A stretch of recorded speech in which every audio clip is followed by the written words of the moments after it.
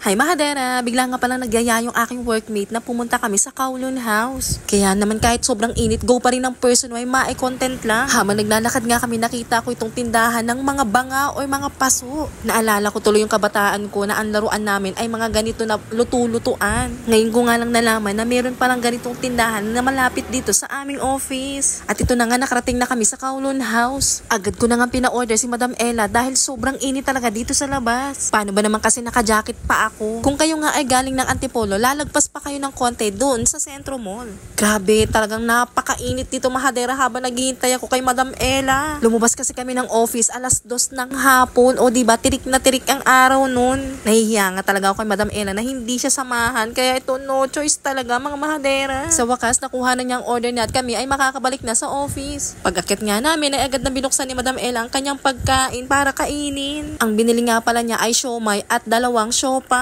Hindi na nga pala ako bumili ng pagkain dahil kakatapos ko lang mag-lunch nung oras na yan. O siya, hanggang dito na lang ang aking video mga Mahadera at i-enjoy pa ni Madam Ella ang kanyang pagkain. Thank you for watching mga Mahadera!